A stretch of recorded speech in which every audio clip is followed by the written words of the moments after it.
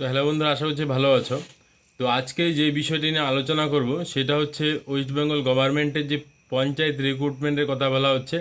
তো সেই বিষয়ে তো তোমরা দেখেছো অনেক ইউটিউবে বা ফেসবুকে তো নতুন রিক্রুটমেন্টের কথা বলছে।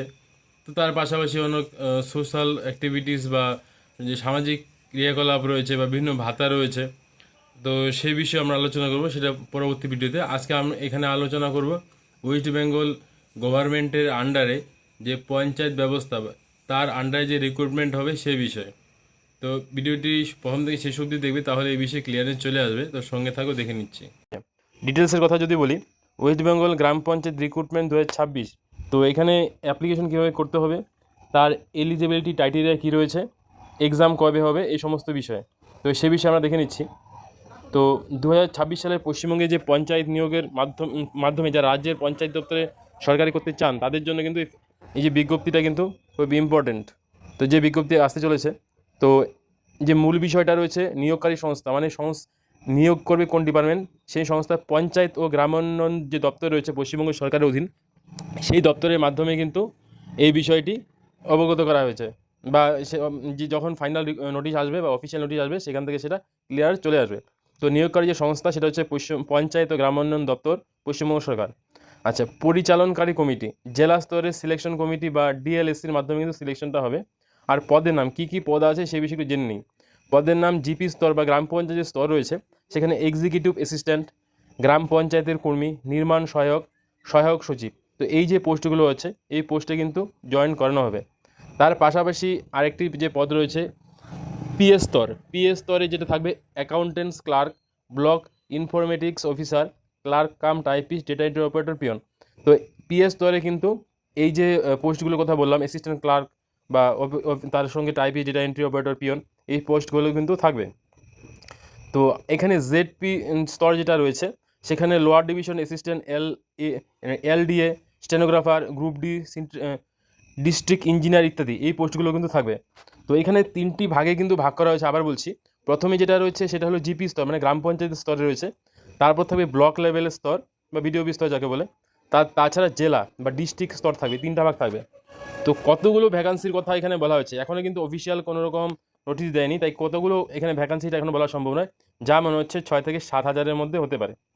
অ্যাডভার্টাইজমেন্ট নম্বর, তো যেহেতু নোটিশ রিলিজ করা হয়নি তাই অ্যাডভার্টাইজমেন্ট নম্বর এখন জানানো হচ্ছে না। আর অফিসিয়াল নোটিশ কবে দেবে, দেখো এটা মনে হচ্ছে আগামী মাসের 1 তারিখ থেকে 10 তারিখের মধ্যে দেওয়ার সম্ভাবনা আছে, কিন্তু কোনো রকম কিন্তু ডেট এখানে অ্যানাউন্স করা হয়নি। অ্যাপ্লিকেশনটা কীভাবে হবে, দেখো অ্যাপ্লিকেশন অবশ্যই অনলাইনে হবে এবং তার জন্য যে অফিসিয়াল ওয়েবসাইট, সেই ওয়েবসাইটের মাধ্যমে কিন্তু অ্যাপ্লিকেশনটা হবে। তো অফিসিয়াল ওয়েবসাইট কোনটি, অফিসিয়াল ওয়েবসাইট যেটা সেটা আমি দেখাচ্ছি, এটা আগে ছিল, কিন্তু যদি এখন নতুন ওয়েবসাইট লঞ্চ করে তার জন্য কিন্তু অন্যদিকে নজর রাখতে হবে। তো এর আগে যেটা রিলিজ হয়েছিল 2024 সালে, সেখানে 6,652টি শূন্যপদের কথা বলা হয়েছিল। তার জন্য অনেকে কিন্তু রেজিস্ট্রেশন করেছে, আমিও রেজিস্ট্রেশন করেছি। তো সেক্ষেত্রে টেকনিক্যাল আর নন টেকনিক্যাল উভয় পদের কিন্তু এখানে কথা বলা হয়েছিল, কিন্তু তার কোনো রিক্রুট কিন্তু হয়নি। ঠিক আছে, তো সেখানে কী কী ছিল, তো সেখানেও কিন্তু গ্রাম পঞ্চায়েত, পঞ্চায়েত সমিতি এবং তার পাশে জেলা পরিষদ, এই তিনটি ভাগে কিন্তু বলা হয়েছিল। তো সেই যে ভ্যাকান্সিগুলো সেগুলো এখন কিন্তু পূরণ নেই, সেগুলো এখনও ফাঁকাই পড়ে আছে। তো আশা রাখবো বর্তমান যে সরকার, তো সেই সরকার এই যে ফাঁকা ঘরগুলো সেইখানে কিন্তু রিক্রুট করাবে এবং যারা চাকরি প্রার্থী রয়েছে মেধার ভিত্তিতে সেখানে চাকরিতে কম্পিটিশন করতে পারবে। ঠিক আছে, তো শিক্ষাগত যোগ্যতা নিয়ে একটু আলোচনা করা যাক। এখানে যেহেতু তিনটি স্তর আছে, পঞ্চায়েত স্তর বা পঞ্চায়েত, গ্রাম পঞ্চায়েত বলতে পারো, তারপর রয়েছে বিডিও অফিস বা ব্লক স্তর, তারপর পঞ্চায়েত সমিতি। তো সেখানে যে কর্মী নিয়োগ করা হবে অষ্টম শ্রেণী পাস থেকে কিন্তু স্টার্টিং, অর্থাৎ যারা শুধুমাত্র মিনিমাম 8 পাস করেছো তারাও কিন্তু এখানে অ্যাপ্লিকেশন করতে পারবে। তো সেক্ষেত্রে তাদের জন্য যে পোস্টগুলো থাকবে, গ্রাম পঞ্চায়েত কর্মী থাকবে গ্রুপ ডি এবং গ্রাম পঞ্চায়েত সমিতির যে পিয়ন থাকবে, সেক্ষেত্রে অষ্টম শ্রেণী পাস হলে কিন্তু হবে। আর যারা মাধ্যমিক পাস করেছো তাদের সহায়ক, clerk cum typist, accountants clerk, DEO এবং এলডিএতে কিন্তু অ্যাপ্লিকেশন করতে পারবে। ঠিক আছে, আর উচ্চ মাধ্যমিক পাস থাকলে পঞ্চায়েত সমিতির সেক্রেটারিতে কিন্তু অ্যাপ্লিকেশন করা যেতে পারে। আর যদি গ্র্যাজুয়েশন কমপ্লিট থাকে বা স্নাতক, সেক্ষেত্রে এক্সিকিউটিভ অ্যাসিস্ট্যান্ট এবং ব্লক ইনফরমেটিক অফিসার বা বিআইও হিসাবে কিন্তু যোগদান করতেই পারো। আর লাস্ট হলো ডিপ্লোমা ইঞ্জিনিয়ারিং, তো নির্মাণ সহায়ক এবং সাব অ্যাসিস্ট্যান্ট ইঞ্জিনিয়ার হিসেবে অ্যাপ্লিকেশন করতে গেলে ডিপ্লোমা ইঞ্জিনিয়ারিং তো অবশ্যই প্রয়োজন। তো এই যে টাইটেলটা বললাম এটা কিন্তু 2024 যখন রেজিস্ট্রেশন করা হয়েছিল, তো তার থেকে ইনফরমেশন নিয়ে।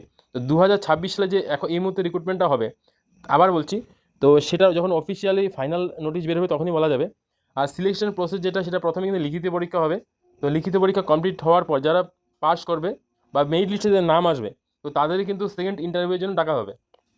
তো পরীক্ষায় কী থাকবে তার একটা সাধারণ ধারণা বলে দিচ্ছি। সাধারণ জ্ঞান, রিজনিং, ইংলিশ এবং সংশ্লিষ্ট বিষয় থেকে কিন্তু প্রশ্ন আসতে পারে, ঠিক আছে। আর ইন্টারভিউ যেটা হবে, ইন্টারভিউ যেটা পার্সোনালিটি টেস্ট হয় সেটাই হবে। আর পরীক্ষা এবং ইন্টারভিউ ক্লিয়ার করার পর তোমাদের ডকুমেন্টস ভেরিফিকেশন হবে। ডকুমেন্টস ভেরিফিকেশনে যদি পাস করে যাও সেক্ষেত্রে তোমাদের কিন্তু জয়েন করানো হবে। তো এখন মেন বিষয় হচ্ছে কবে থেকে স্টার্ট হবে। তো সেই হিসাবে সঠিক ডেট এই মুহূর্তে বলা সম্ভব হচ্ছে না। তো আশা করি আগামী মাস থেকে কিন্তু স্টার্টিং হতে পারে। যখনই অফিসিয়াল নোটিশ আসবে আমি জানিয়ে দেবো। তো যারা চ্যানেলটি সাবস্ক্রাইব করেনি, চ্যানেলটি সাবস্ক্রাইব করবে এবং বেল আইকন প্রেস করবে, তাহলে খুব সহজে কিন্তু ইউটিউব থেকে ইনফরমেশনটা পেয়ে যাচ্ছ। আর যারা অলরেডি সাবস্ক্রাইব করেছে তাদের অসংখ্য ধন্যবাদ। আবার দেখা হচ্ছে নেক্সট ভিডিওতে।